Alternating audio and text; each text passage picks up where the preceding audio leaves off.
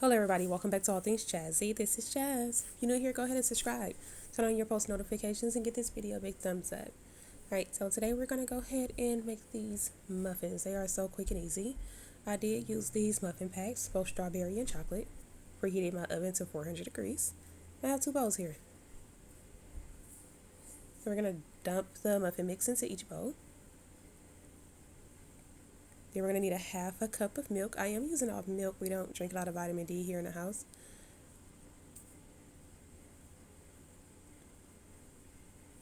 And then we're going to go ahead and pour the milk into each bowl of muffin mix and give it a stir. I do have a helping hand here, my baby girl. Let me go ahead and speed it up.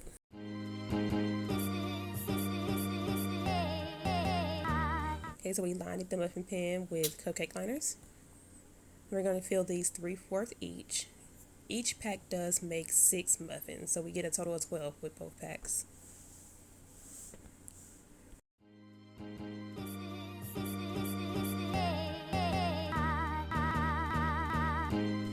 Okay, so now that they are filled, we're going to toss them in the oven.